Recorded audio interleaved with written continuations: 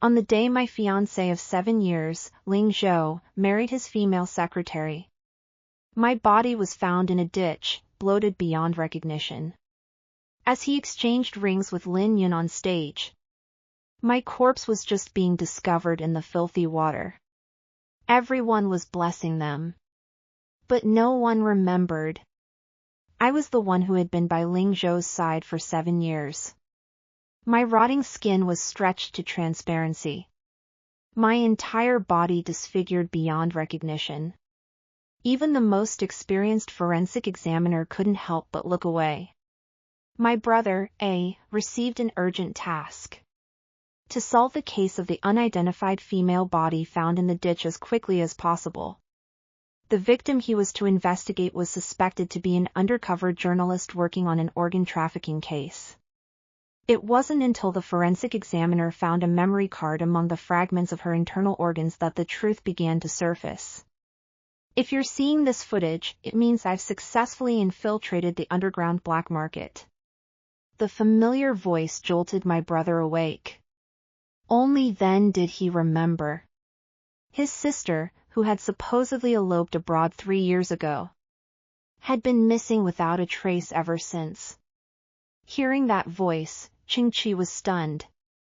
He frantically searched through the video footage, pausing on a blurry reflection in the glass. His body trembled uncontrollably. Impossible. How could this be her? He stared at the body on the autopsy table. It was bloated and deformed, skin peeling away, flesh and blood indistinguishable. Where slender hands should have been, all 10 fingers were missing, replaced by a mangled mess of bone and... I floated beside him, watching his panic and grief, my heart aching. Back then, when I went undercover, I hadn't even said goodbye to my brother to maintain secrecy. The forensic examiner hesitated, speaking cautiously. Old Ching, are you okay? You think this might be Qingyu? Before Qingqi could respond, the examiner pointed at the blurry figure on screen, his expression serious. Calm down. There are too many people with similar builds and voices in the world. You can't identify her based on that alone. But Qingqi had already bolted out the door, phone in hand, shouting. Ling Zhou, is the video you showed me 3 years ago of Qingyu eloping with someone real? Hearing that familiar name again, my heart clenched. A mocking laugh came from the other end of the line. Captain Cheng, I sent you that video years ago. What's with the sudden doubt now? He paused, his tone growing more sarcastic. Why call today? Trying to defend your flighty sister? Qingqi suddenly remembered, the red wedding invitation on his desk had today's date. His voice was hoarse as he apologized. I'm sorry. It's just... I suspect you didn't actually go abroad. Maybe she... He was cut off by Ling Zhou's impatient voice. Maybe what? The evidence is right there. Are you trying to make up a story about her being kidnapped? Qingqi, your sister is just a gold digger who ran off with a foreigner. The line went dead, but 2 videos were sent over. In the first video, I leaned against a blonde man, my voice full of disdain. Stop looking for me. I'm happy. Don't disturb my life.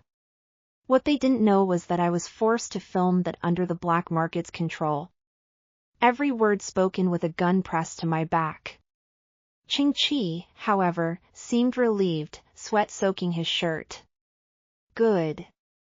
It's not her. It's not her. Then he opened the second video. It showed Ling Zhou in a crisp white suit, arm in arm with Lin Yun, walking into a church. They looked perfect together. My heart ached, and my eyes burned with unshed tears. In the 7 years Ling Zhou and I were together, I'd imagined him in a wedding gown countless times. I never thought the first time I'd see it would be at his wedding to someone else. Cheers erupted from the video, merging with the echoes of the demons in the water dungeon where I'd been held. I collapsed to the ground, my soul trembling uncontrollably. When my identity was exposed, the black market leader had me tied up in that water dungeon. Each time they cut off one of my fingers, his men cheered and whistled. They didn't stop until all 10 fingers were gone, and I could no longer hold a camera. My head throbbed with pain. A voice, ethereal and commanding, echoed in my mind.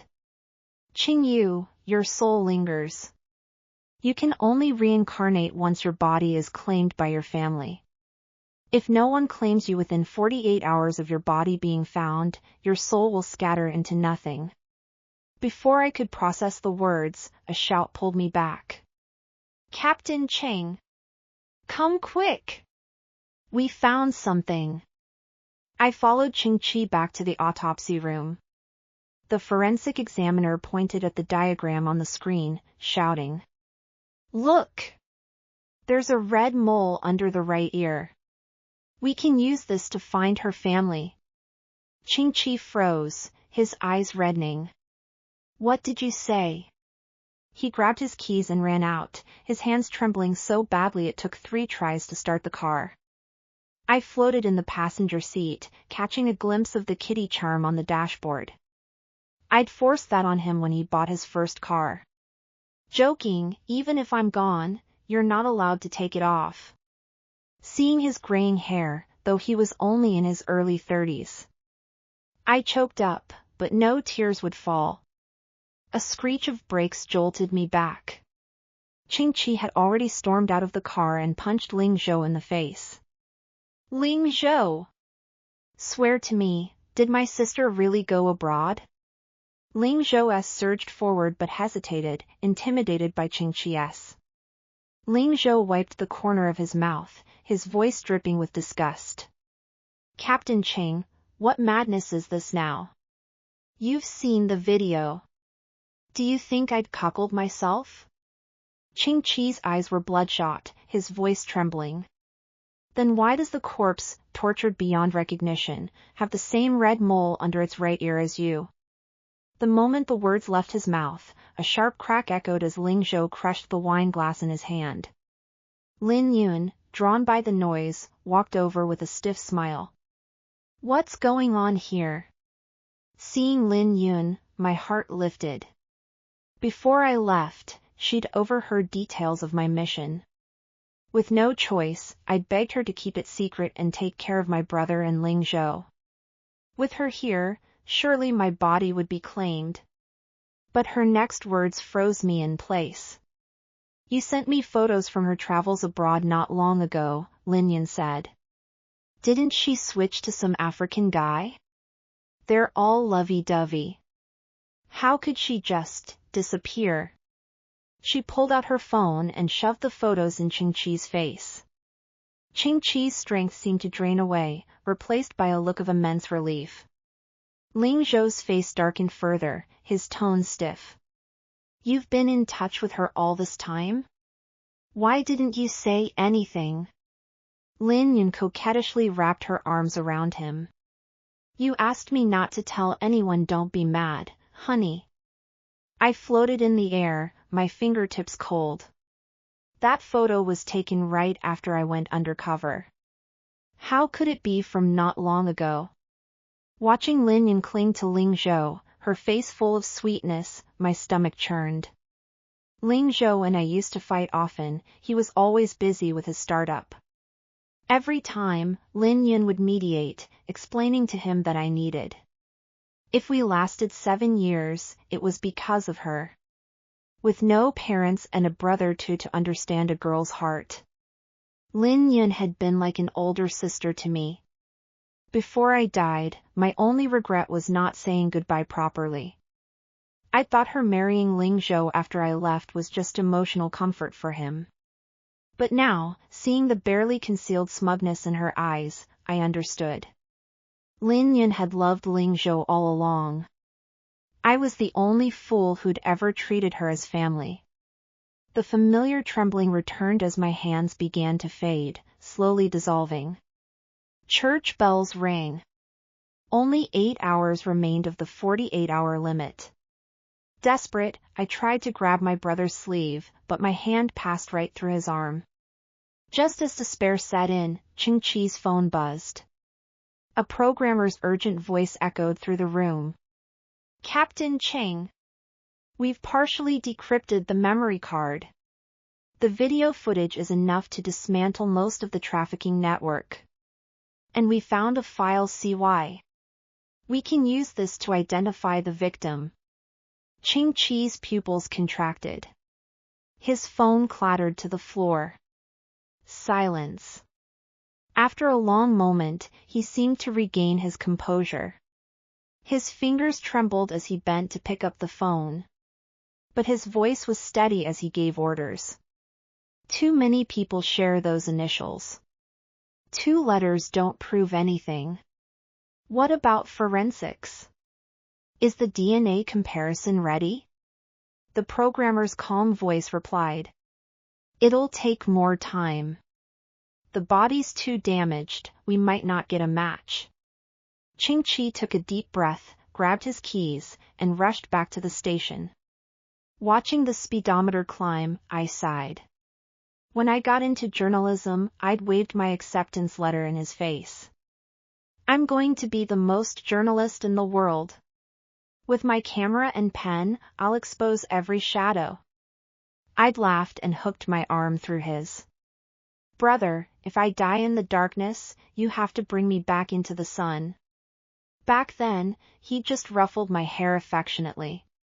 "Whatever you want to do, I'll support you." But later, I didn't become the journalist who exposed darkness, I became one who in it. I didn't make him proud, instead, I left him clutching 2 letters, pretending to be calm at the station. Waiting for a report that would either condemn me or honor me. I floated outside the station, watching his hurried figure, my heart heavy. This body, how could it be her? I realized Ling Zhou and Lin Yun had followed us. No one answered him. The forensic examiner was briefing Ching Chi. Based on the autopsy, the victim suffered extreme torture before death. All 10 fingers were severed, tendons in her hands and feet cut, and she was torn apart with sharp instruments. While still conscious, she desperately swallowed a memory card, causing deep lacerations in her throat. But the fatal injury. The examiner paused, his finger tracing the report. Someone later poured concentrated sulfuric acid down her throat. Her esophagus and stomach lining were completely corroded and perforated. The internal damage was irreversible. Everyone gasped. No one dared imagine the agony of being conscious while sulfuric acid was poured down your throat.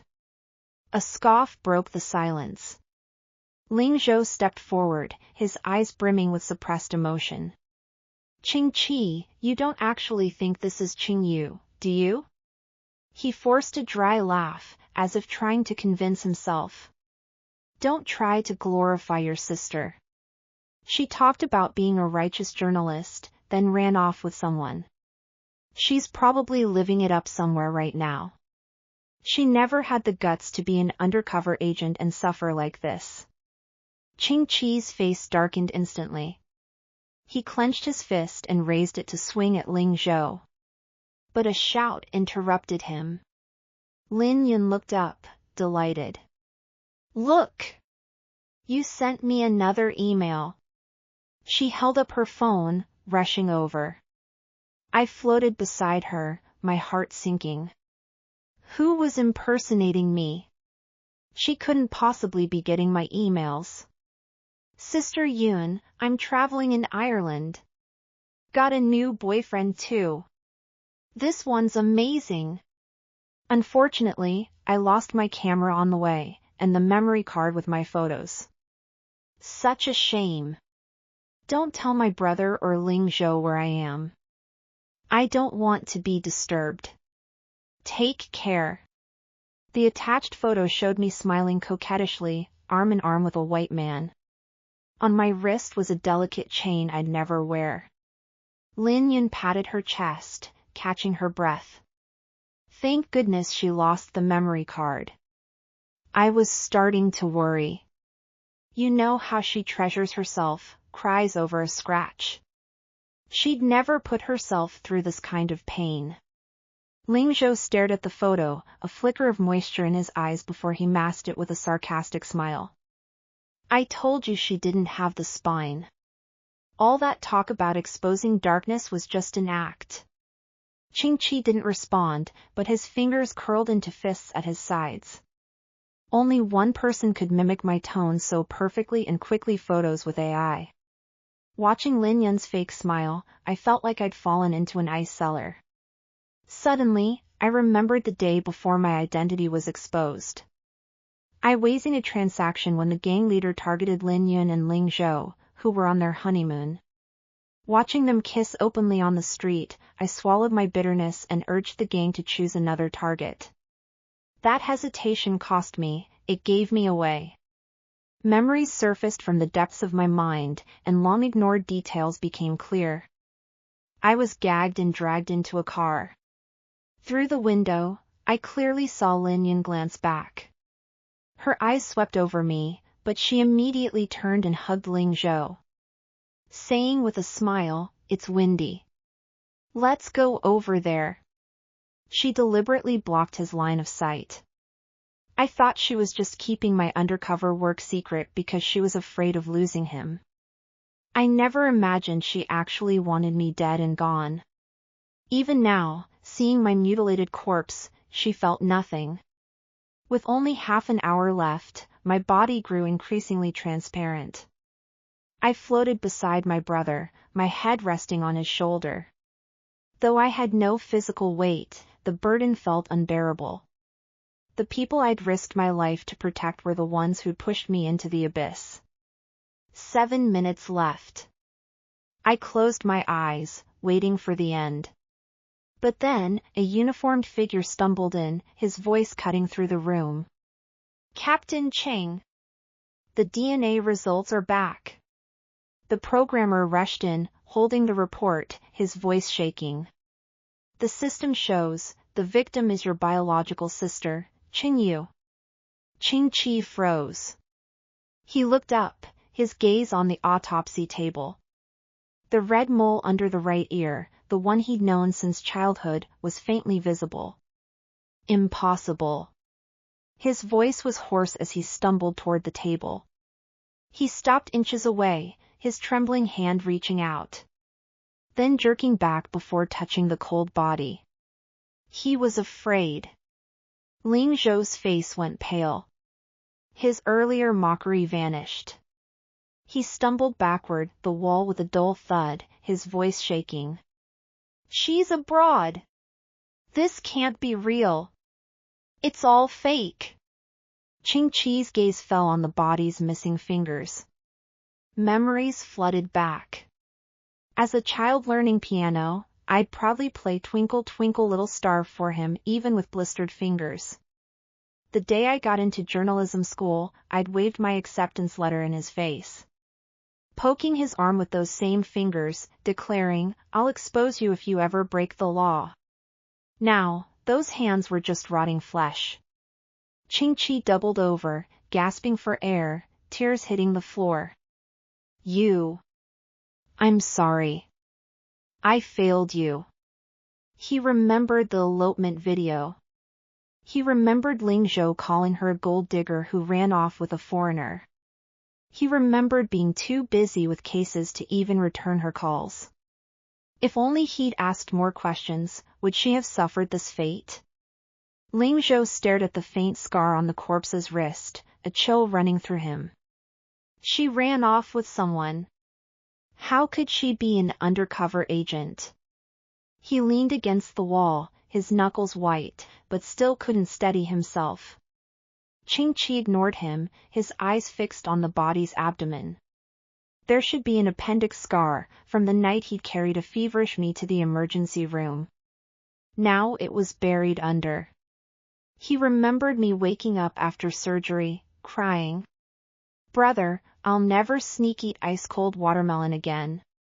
"Captain Cheng!" A clerk rushed in, clutching records, his voice trembling. The black market leader, Zhang Chang, confessed everything. He said Qingyu infiltrated them 3 years ago. Qing Qi stiffened, his eyes blazing. Tell me everything. Zhang said Qingyu pretended to be a journalist with a 500,000 debt, stirring up trouble at their. They beat her, but she kept clinging on, saying, "I'll do anything for money." The clerk summarized rapidly. She played the part so well, even fought with Thee for scraps, that she eventually worked her way up to managing the books for the boss.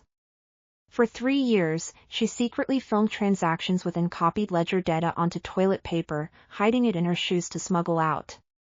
Qing Qi's voice was hoarse. How was she exposed? The clerk swallowed hard, his expression grim. Zhang said at the docks, they were moving when they spotted a couple taking photos nearby. The boss targeted them, but Qingyu suddenly stepped in, insisting they choose another and arguing with him. The boss got suspicious. He had her checked and found the videos and ledgers hidden in her rental. The clerk's voice dropped. The boss was furious. He threw her into the water dungeon, 3 levels underground, freezing cold, with ice chunks floating in the water. Qing Qi swayed. He remembered how much I hated the cold, I wouldn't even take my hands out in winter. And she'd spent 20 whole days in that icy water. Zhang said they gave her 1 moldy bun a day. When she got hungry enough, she scraped moss off the walls to eat. The clerk's voice trembled with suppressed anger. At first, she still had the spirit to say, "You'll all get caught eventually." So the boss had them smash her fingers with hammers. They started with her left hand, 1 finger at a time.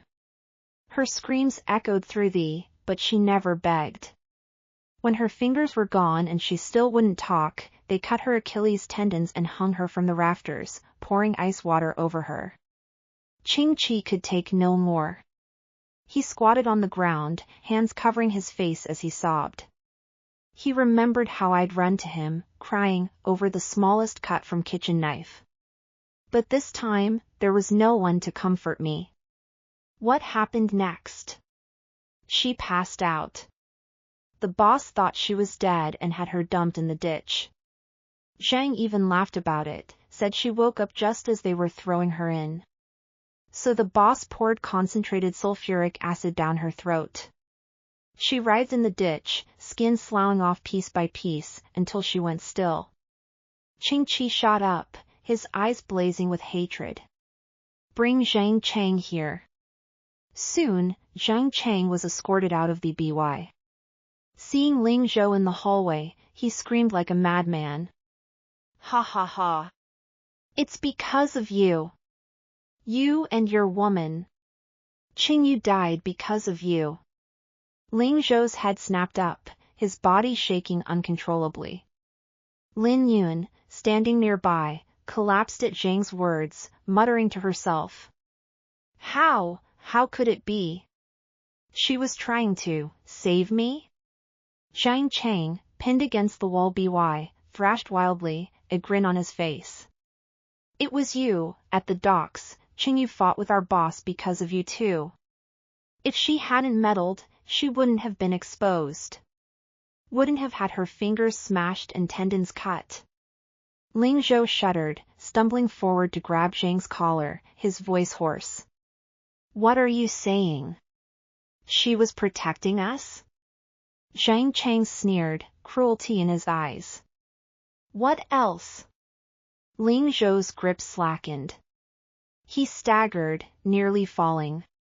He remembered that afternoon. Lin Yun had suddenly pulled him away, saying, "It's windy. Let's hide over there." She deliberately blocked his view. All along, I'd been right there, sacrificing myself to save him. Ling Zhou buried his face in his hands, muffled sobs escaping his throat. No. He remembered our 7 years together. He remembered how, after every fight, I'd secretly slip candy into his pocket. He remembered how I'd stay up late helping him revise business plans, my fingers red with cold, never complaining. And what had he done? He believed Lin Yun's lies. He'd called me a gold digger. He'd stood over my corpse and cursed me for being selfish. Qing Qi stood nearby, his heart bleeding. He remembered me as a child, always saying, "Brother, I'm going to be a righteous journalist." It wasn't just talk, it was a promise I'd kept with my life. Take him away. Interrogate him thoroughly. Qing Qi's voice was ice cold. His men dragged the still shouting Zhang away. The hallway fell silent, save for Ling Zhou's stifled sobs and Lin Yun's murmurs. Lin Yun sat on the floor, her eyes vacant. How could it be? She was trying to save me? She remembered the day before I left, clutching her hand and saying, "Sister Yun, take care of my brother and Ling Zhou for me." She remembered watching me being dragged into that car and deliberately turning away, pulling Ling Zhou with her. She'd squandered the last chance to save me. Suddenly, as if struck by a thought, she scrambled to her feet and lunged at Qing Qi. "Captain Cheng, I know where the evidence is. You sent me a backup copy of the ledger. She hid it behind the radiator in her apartment. She said if she didn't come back, I was to give it to you." Qing Qi's pupils contracted. He roared. "Why didn't you say this before?" Lin Yun trembled uncontrollably. I was scared. I thought if I told you, Ling Zhou would leave me." She crawled to Ling Zhou, wrapping herself around his legs, her voice breaking. "Ling Zhou, I know I was wrong. I shouldn't have hidden it from you. Forgive me, please? Can't we go back to how we were?" Ling Zhou stiffened, then kicked her away viciously. He looked down at her, his eyes burning with hatred. "Go back? Lin Yun, do you even deserve that?" You was having her fingers smashed, her tendons cut, sulfuric acid poured down her throat, and what were you doing? You were taking wedding photos with me. Planning our wedding. His voice shook. You saw her being dragged away. You knew she was undercover. And you said nothing. You faked that video of her eloping. You faked her emails. You watched her die in that ditch. You watched me misunderstand her, curse her. Were you proud of yourself? Lin Yun shook violently, tears streaming. I wasn't. I was just scared. I was afraid of losing you. I thought if she disappeared, you'd stay with me forever. Ling Zhou laughed bitterly, his eyes full of contempt. Stay with you? Just looking at you makes me sick. You treated you like a sister. She trusted you with everything, even told you where she hid the evidence. And you used that trust as a knife to push her into hell. He crouched down, gripping Lin Yun's wrists so tightly she screamed. But she didn't dare struggle, only sobbed, begging for mercy. Ling Zhou, I was wrong. I'll do anything. Just don't. He released her, stepping back as if avoiding something filthy. Anything? Then go apologize to her. Go to her mutilated corpse and tell her you're sorry. But can you bring her back? No. You can't. Qing Qi watched the scene unfold, his gaze icy. He stepped forward, grabbing Lin Yun.